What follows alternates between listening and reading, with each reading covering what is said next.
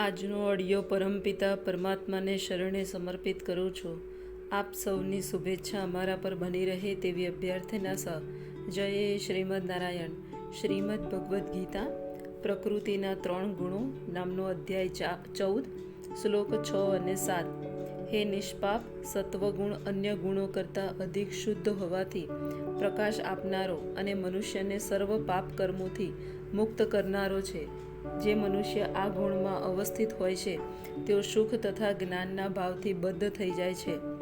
ભૌતિક પ્રકૃતિ દ્વારા બદ્ધ કરાયેલા જીવ અનેક પ્રકારના હોય છે. કોઈ સુખી છે તો કોઈ અત્યંત સક્રિય છે અને વળી કોઈ અસહાય છે. આ પ્રકારના મનોભાવ જ પ્રકૃતિમાં જીવની બદ્ધ વ્યવસ્થાના કારણરૂપ હોય છે. તેઓ કેવી જુદી જુદી રીતે બદ્ધ થયેલા છે તેનો ખુલાસો ભગવદ્ ગીતાના આ વિભાગમાં થયો છે. સૌ પ્રથમ સત્વગુણ વિશે વિચાર થયો છે. ભૌતિક જગતમાં સત્વગુણ વિકસિત કરવાનો લાભ એવો થાય છે કે મનુષ્ય અન્ય બદ્ધ જીવો કરતાં વધારે બુદ્ધિશાળી હોય છે. સત્વગુણમાં રહેલો માણસ ભૌતિક દુઃખોથી બહુ પ્રભાવિત થતો નથી અને તેનામાં ભૌતિક જ્ઞાનની પ્રગતિ કરવાની સમજણ હોય છે.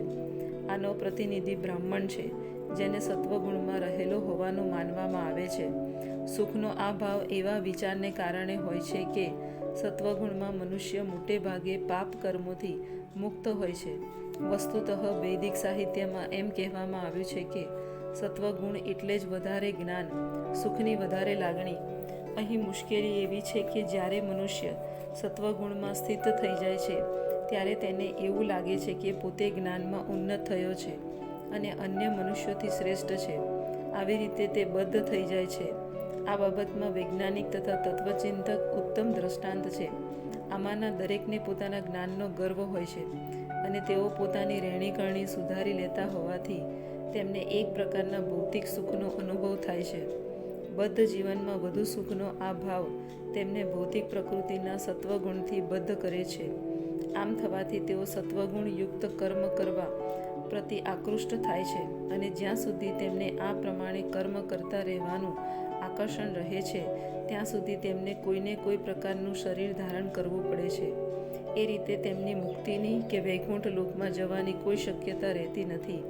તેઓ વારંવાર તત્વચિંતક, વૈજ્ઞાનિક કે કવિ બનતા રહે છે અને જન્મ મૃત્યુની અગવડોમાં ફસાયા કરે છે.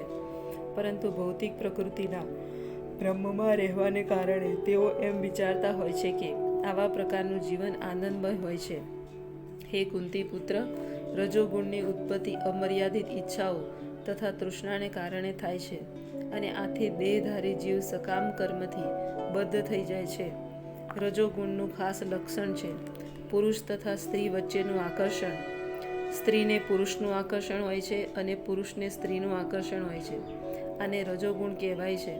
જ્યારે રજોગુણ વધી જાય છે ત્યારે મનુષ્યમાં ભૌતિક સુખ ભોગવવા માટેની લાલસા જાગે છે. તે ઇન્દ્રિય તૃપ્તિનું સુખ ભોગવવા માંગે છે. ઇન્દ્રિય તૃપ્તિ માટે રજોગુણી મનુષ્ય રાષ્ટ્ર અથવા સમાજમાં સન્માન ઈચ્છે છે અને સુંદર સ્ત્રી, સારા સંતાન તથા ઘર સહિત સુખી પરિવારની ઈચ્છા રાખે છે. આ સર્વ રજોગુણની ઉત્પત્તિઓ છે. જ્યાં સુધી મનુષ્ય આ બધા માટે વલખા મારતો રહે છે ત્યાં લગી તે સખત કામ કરવું પડે છે.